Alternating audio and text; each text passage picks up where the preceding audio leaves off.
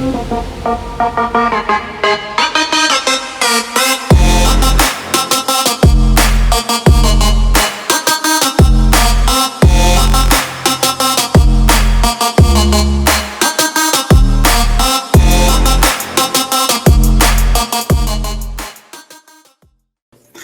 what's up? It's JW with Clogging Up the Airways. We got another great episode.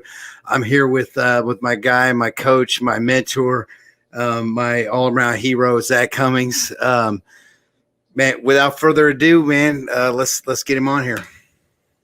What's up, buddy? What's going on? Man, not too much. Chiefs just they're on their way to Super Bowl. That's pretty cool. That's exciting. I've been listening to the booms outside. I can hear them from the studio. Everybody in Kansas City going crazy, so that's cool. Yeah, At the end, huh? What's that? I said apparently everybody was fighting at the end. Man, I didn't catch the end. Yeah, I was trying to put the kids to sleep. Me too. That's what I was told. Yeah. Yeah, I'll take your word for it. So first, before we get into anything, man, I just so you're my coach. I just so I got some training footage of some of your methods and your techniques, man, and so I want to kind of show everybody some good training techniques. If you ever want to try working out with us, man, this is how it goes at our gym.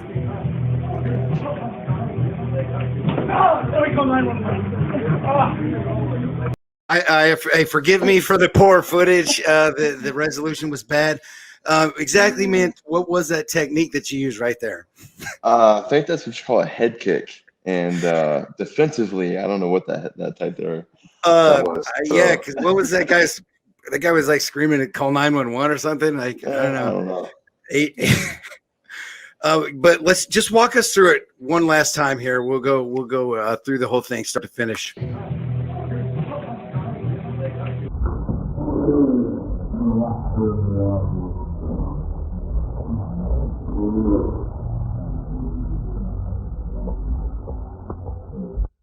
The walk away with. In case everybody doesn't know, that's me that's getting kicked in the head. The poor resolution. Anyway, we were having a good sparring day that day. I just think that's hilarious. It was a good. He doesn't train like that all the time. That's just it. Oh, there she is. What are you doing, Kylie? I don't think. I thought you were in bed. Yeah, she snuck out. Yeah. Are you gonna go back to bed? Mm-hmm. She can be in here. That's all right. I'll be surprised if our new cat doesn't tear down my green screen by the end of the podcast.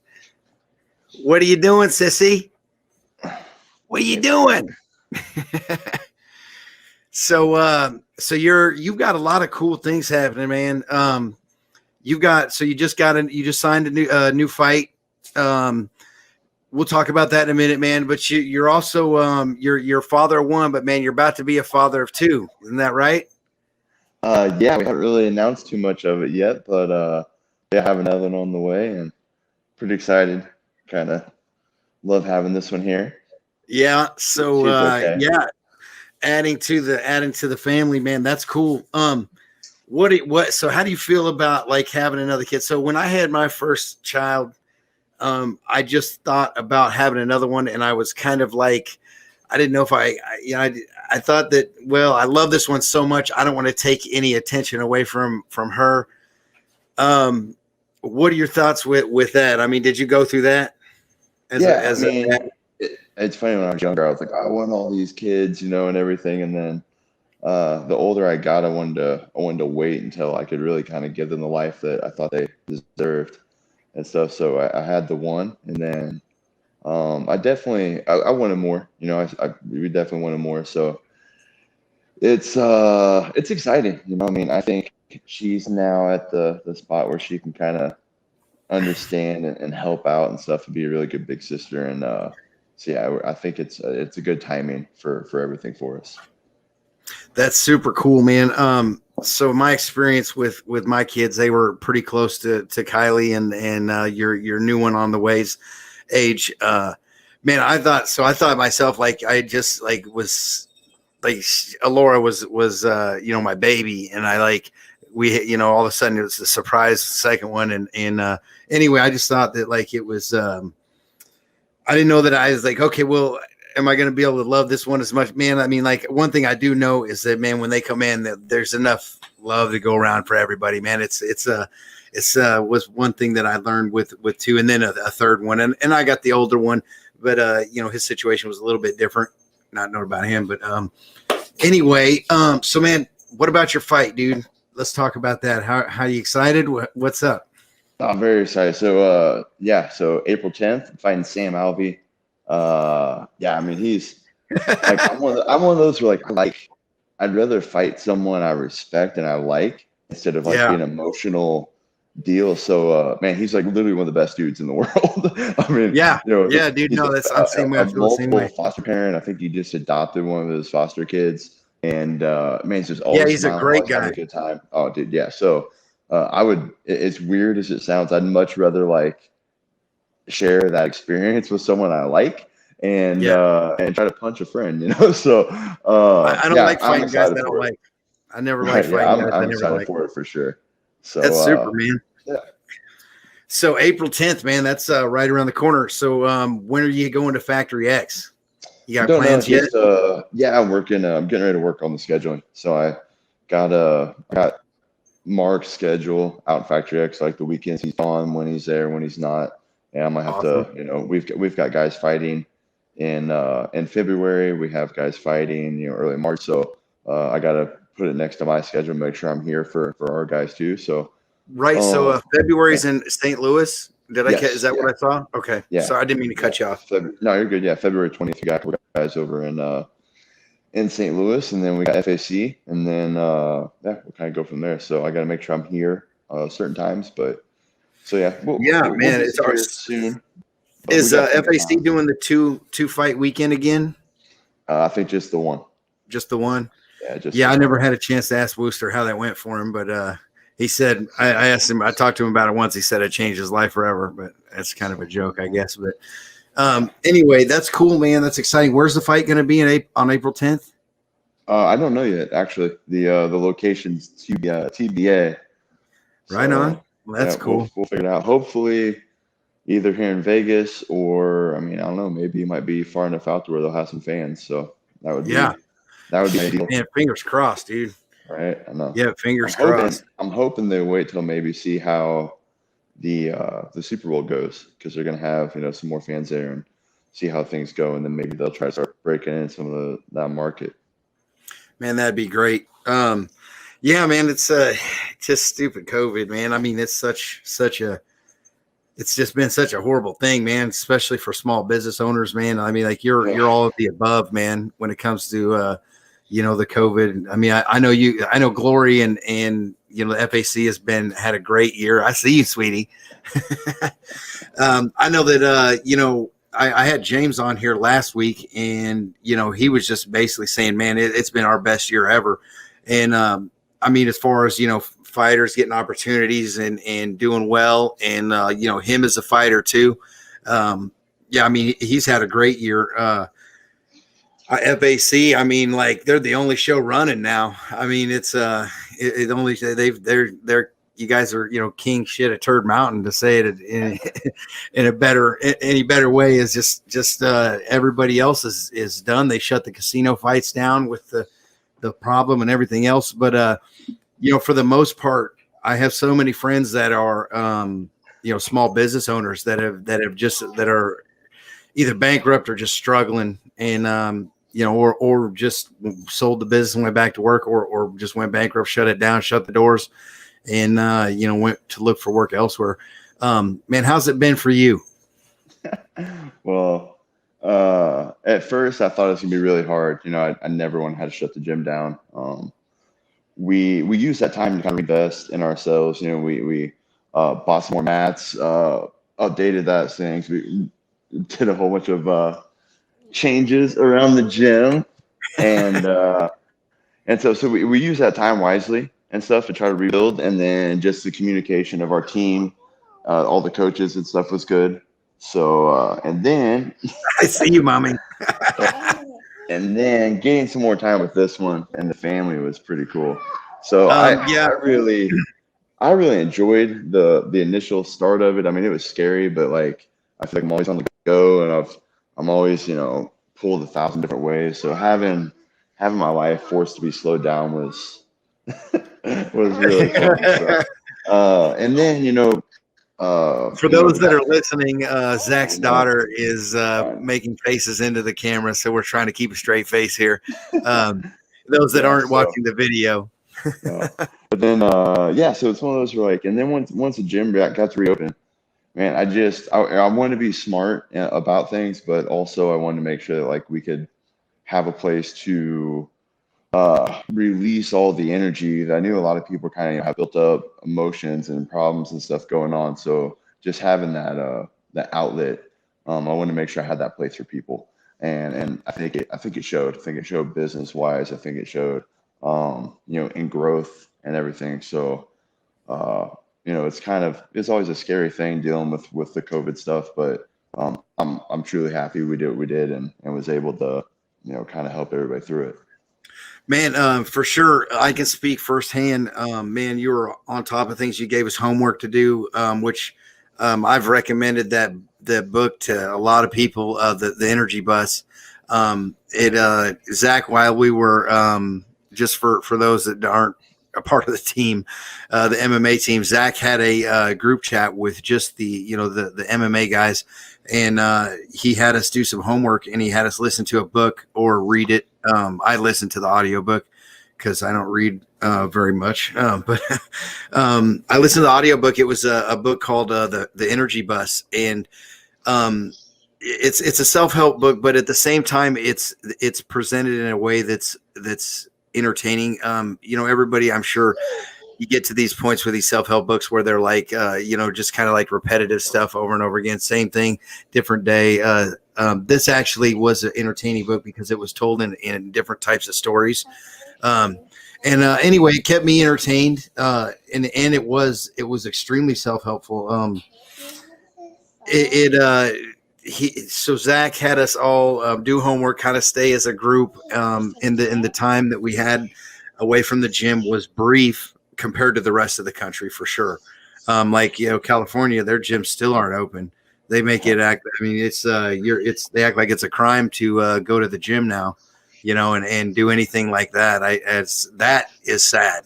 I'm not being political or anything. What is sad about it is that I feel bad for the athletes that can't go and be a part of something like that, because I know that it does help in every aspect of your life.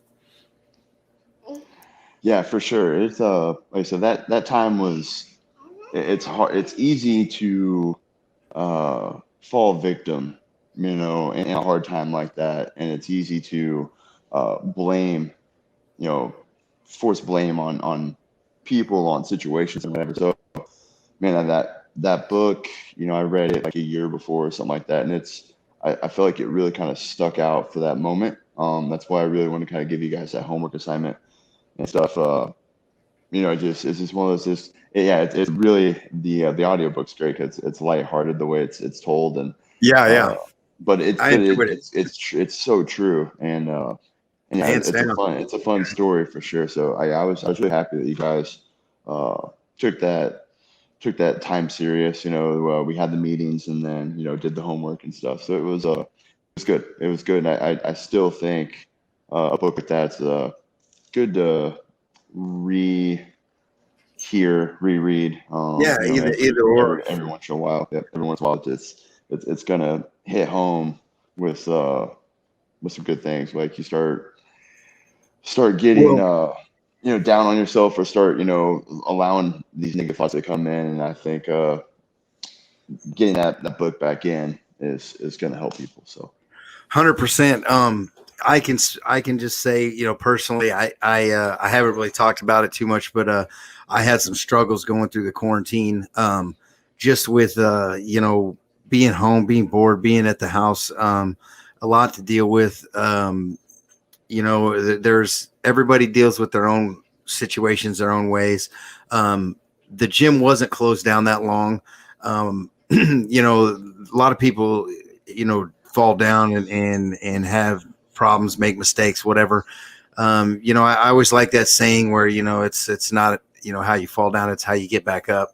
And I also, when somebody takes accountability for mistakes they've made and whatnot, I respect that too.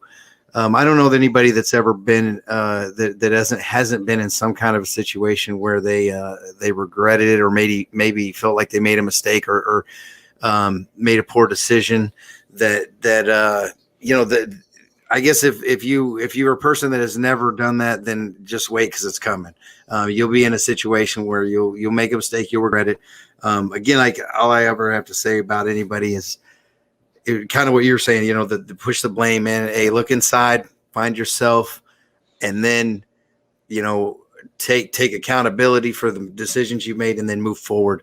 That was one thing that is one thing that book is kind of about: positive energy, and not looking at things in the bad way. Okay, it's this guy's fault, it's that guy's fault, it's the situation's fault. Despite that it was a homework assignment, I feel like I had some issues following that book read. To be honest with you, I was having problems before that book read. Anyway, not to get too much into my personal life, but man, so the fight coming up, man, we've got let's talk about the team, man. We've got one thing that I have been able to I've been a part of the team for 2 years. I've told 100 stories about how you and I came together, and how I got to, finally kind of get to be a part of the team. And the difference between how I feel about being a part of the team compared to when I was just kind of like a lone fighter and just going around having fun, punching people in the face. The difference in the reward for accomplishment after working so hard to get somewhere. Hold on, I lost my train of thought. I've told the story 100 times. The team, I've been able to watch these guys over the course of 2 years. Some of these kids, man, I'm 43. You and I have chatted personally about kind of what I'm going to do with my career coming to an end. What I've been able to see at the gym, is really nothing short of spectacular, man. Like, I've watched some of these guys go from amateurs to pros. Nick, I love Nick. I love,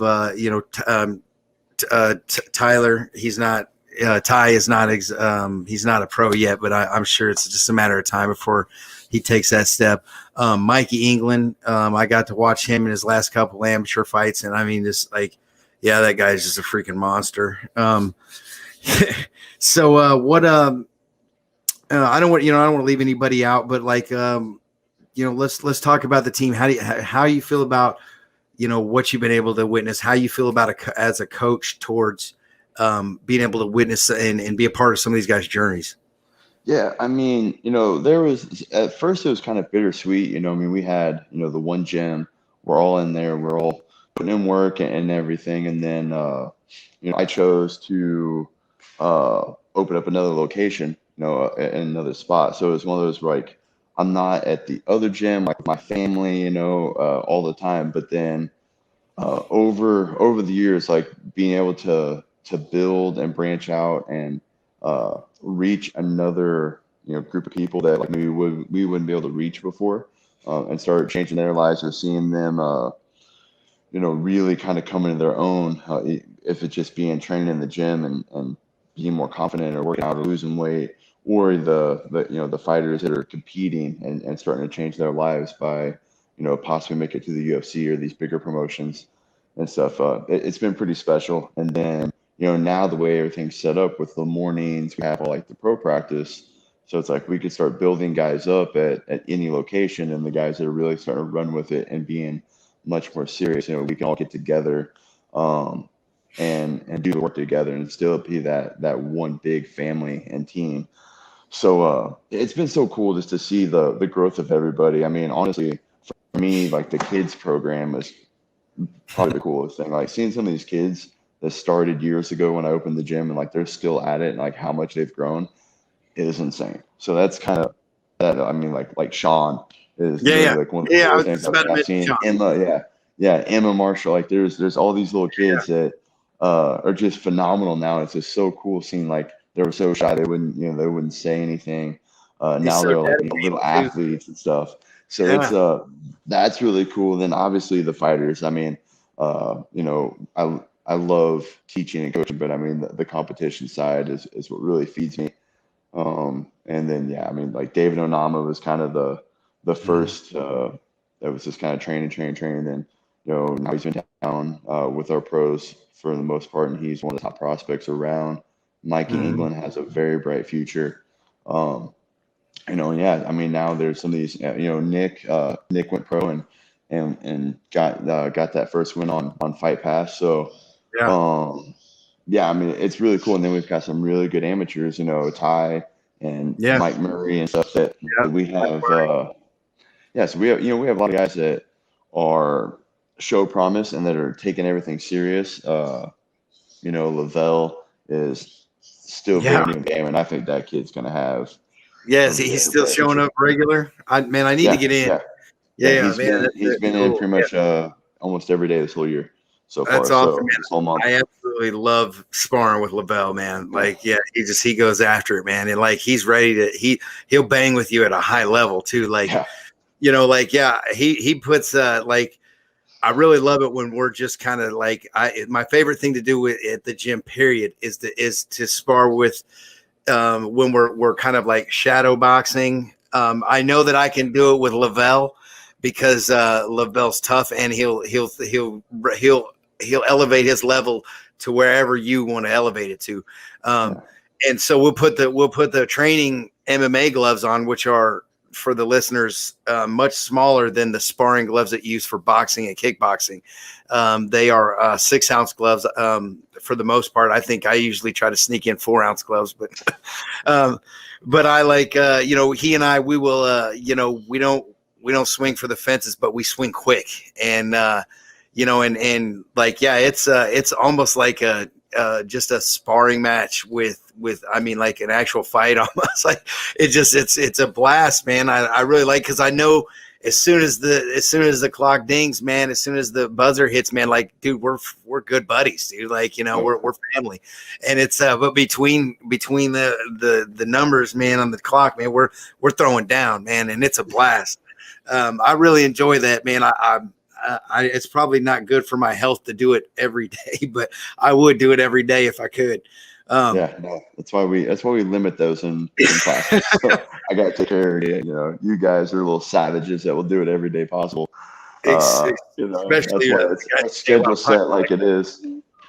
Yeah, and then just like on the gym, and like another cool thing is the jiu-jitsu side of things, because it's such a long journey to become a black belt in that martial art. And it's I mean, I think we've been open like a little over 6 years now, and I mean we've got brown belts, we've got a whole ton of purple belts, like just seeing everybody progress and come through and stuff. So like the whites moving to blues, and the blues moving to purples and stuff, and we still have some browns that are really close to black. So I'm excited to be able to promote my my first black belts and stuff. And then man, it's so fun.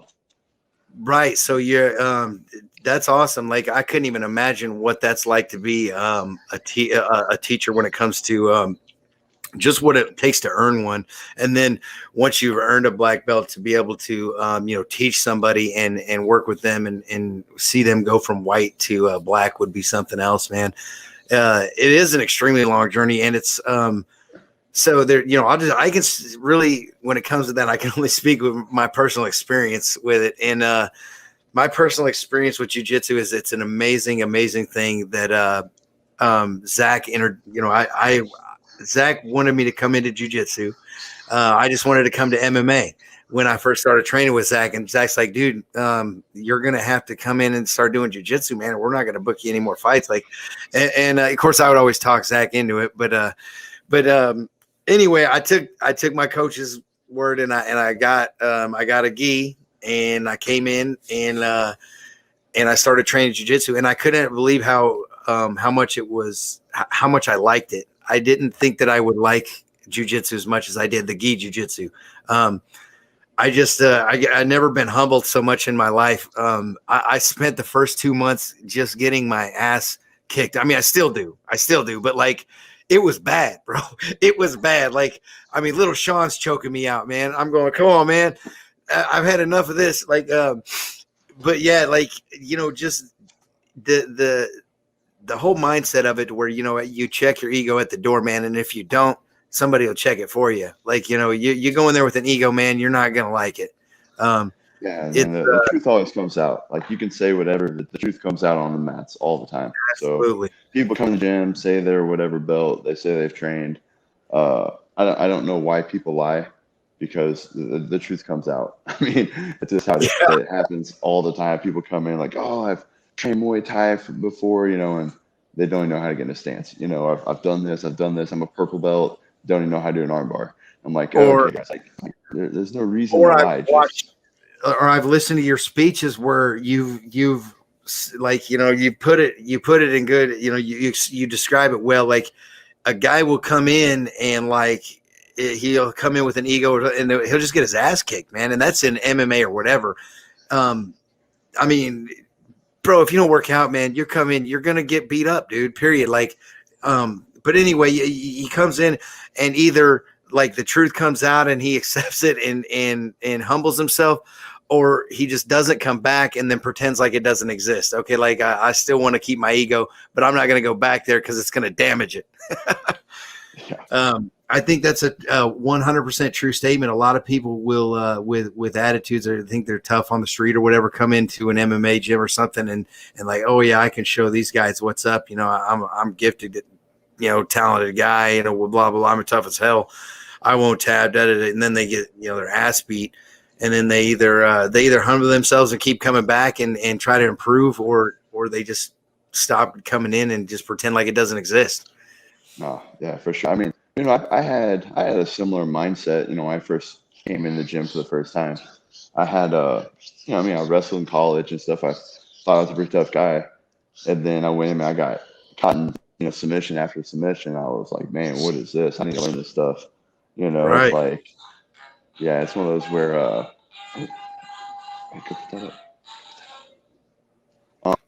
so it's one of those where, like, you can either take it and be like, oh, like, whatever, man, this stuff isn't for me. But like, I was getting beat by it, I was getting caught in it, and I'm like, man, like, I don't want someone to have this knowledge that can use it against me, and I don't have it. So I dove right back into it. It's one of those where I was failing at it. I want to dive right back in, and then it was like, I just want to learn this so I don't get caught in it. Like, I just want to like learn to defensively get out of it, Mm-hmm. And then years later, first degree black belt later, like, I absolutely love jiu-jitsu. So it's kind of crazy how I started to do with it. But it's been a fun journey with the gym and everybody, and more than anything, man, I think it's a good place to help people, with fitness and life in general. I feel like the people that come through that door, I mean, like, there's a fitness aspect to it, but also I feel like there is so much more that gym can do, and especially the culture we have built within it. So it's a family feel. That the family, the team, you have people there to support you and everything. So a lot of people need that. Or a lot of people are dealing with some 100%. very hard life decisions and choices and stuff, and they need somewhere to go, just to have an outlet and have people to be around them to be positive. And that's probably the best thing for me. I mean, like, it'd be great having like a UFC champion, but like, just changing the lives of so many people has really done amazing things for me. So yeah, man. That's just like, dude, you're spreading that positive, the positiveness, man. Like, I 100% agree, man. Like, yeah, man, the gym helps out me as far as, when I'm not in there regularly, it's tough, man. Like, sometimes people get, situations where they can't, get in and stuff, but man, get back in there because it helps 100%. I miss you guys, man. Like I haven't been to the gym for a while, man. And for personal reasons. But that is my 100% goal in my life is just get back to the gym because I know how good it makes me feel. I know how good it makes me feel to go there and be regular, to have goals and to accomplish goals and stuff, and to have a team that's like super encouraging. I remember I had right after COVID, man, I came back in and right after the quarantine, and I had waited 3 or 4 weeks, man, and excuse after excuse, I went in there and I was out of shape, bro, and like you wouldn't let me quit. Like you were just like, no. Everybody was like, I don't think this dude's gonna make it. Like you were like, I don't give a shit. Get up. Bullshit. No, you get the fuck up right now. Let's go. And I'm literally crawling to the next. You were doing. You put us through the meanest practice ever. Like this was. I walked in on what I thought was a lazy Saturday practice, and it was like Zak had changed the whole format of how things were going down on Saturdays. So Saturday became an Ironman practice. And then JW doesn't come in for 2.5 months. And then his first day back, he comes into the Ironman practice. And man, I tell you what, like I was so completely exhausted. And like the whole team, man, you were just like, fuck you, get up. And like the rest of the team though was like, come on, JW, you could do it, man. Come on. And like, dude, I literally crawled back over there, took him out. And then we started the next drill, and it was like we were doing I can't remember what we were doing, but it was like a 30-second drill starting from a position, and it was there was like a 5-second rest, and you just boom, boom, boom, boom, boom, and I don't know how many rounds we went, but yeah, it was you pushed me through that, and then you looked at me as like, I'm gonna beat the bitch out of you, you know that, right? And I could tell you that like that shit right there is so there's been times where not just in training, but in just life in general, where I can hear Zak going, dude, push. And I've pushed myself probably, when in the old Jada would have probably just given up, man. Regardless of what it was, even just the situation that you and I have talked about personally back in, quarantine and whatnot that I went through. There was a point where I heard Zak's name or I heard Zak's voice in my head, telling me to get my ass up and move. Let's go. Come on. It's like Mickey and Rocky, man. Like, you can hear somebody pushing you through that hard stuff. And I think life in general, man, that's, you're going to get something from coming in and training. And that's what I got out of it, man. Yeah. I mean, I think especially you, you did something for so long and, did it a certain way and stuff. And I mean, it's like, you just like before you actually joined the gym, you popped in a couple times to try to like spar or whatever. Yeah. I mean, like you would quit, as soon as something got hard, as soon as something, you got uncomfortable, you quit. And that was just kind of like whatever you did. And then like you joined the gym and then you kind of still had that same tendency. And then I feel like over time, just putting the work in and training, just, kind of switching your mindset over, like you didn't quit anymore. You became so much mentally tougher and stuff, and not only physically, but just emotionally, mentally, just everything that's going to do. That's going to transition over for mentally is the biggest. Mentally is the biggest thing. I mean, mentally is what I'm referring to. The physical stuff, man. I've always been a decent athlete, but never, over the top like Mike England type. I was 40 years old when I went pro, man, and this dude took me on a 4-win fight streak, a 4-fight win streak. So I mean, that'll tell you at 40 years old, man. If I came to Zak at 1 win, 2 losses, and we went to 5-2. And went right back to Bellator. So like, I mean, he's doing something right. If he can take an old dog like me and completely change my whole fighting style. I mean, what was I taking people down and smashing and everything else, man. And leg kicks and everything. Yeah, man. Leg kicks and all that good stuff, man.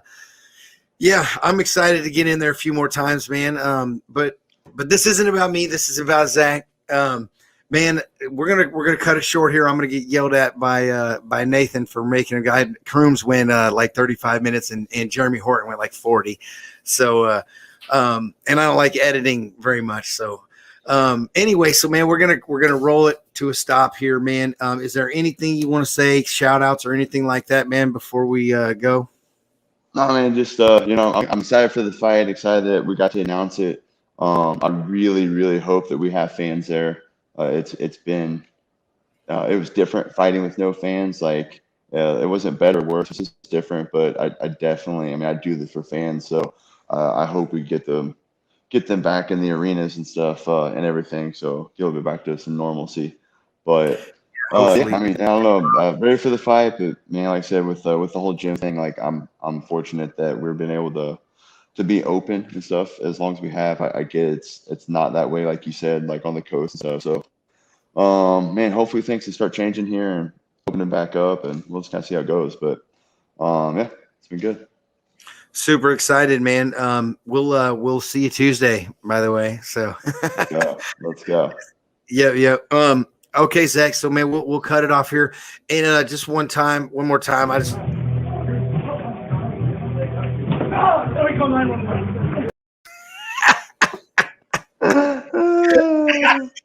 I guess I'm getting kicked in the face, and this is hilarious. I can't stop laughing at that. Oh man, I'm happy I pulled that thing. Man, I tell you, man, not everybody gets to see like so for the listeners, man, it's Zach kicking me in the face. It's a funny video that my buddy caught on his camera phone. It's just we're sparring, and we were sparring with the little gloves. I just remember I think I caught Zach with the left, and I just I knew that it was kind of a good one, and I was like, oh God. And what everybody doesn't see in that video or hear in that video is that I spent about 15 seconds running around away from him on the mat yelling, call 911, call 911. And then I finally square up with him, and that's what happened was I got kicked in the face. So it's hilarious. Good times, man. It was a lot of fun. Anyway, we'll cut it off, man. Good luck on all your life endeavors, man. We'll see you at the gym, brother. Absolutely, man. Thank you. All right, brother. See ya. All right, guys, that was Zak Cummings, man, coach, mentor, all around great guy. If you guys are interested in joining the team or anything like that, Glory Northland, it's in North Kansas City. Yeah, come on up, man. Join the team. There's plenty of room, man. He's like we were talking about earlier. This guy's got enough love in his heart for everybody. So, anyway, Zak Cummings. Have good luck to him and all of his endeavors, his upcoming fight, all that good stuff, and his new child. He's got a lot of things going for him. This is JW, man. Clogging up the Airways. Peace out.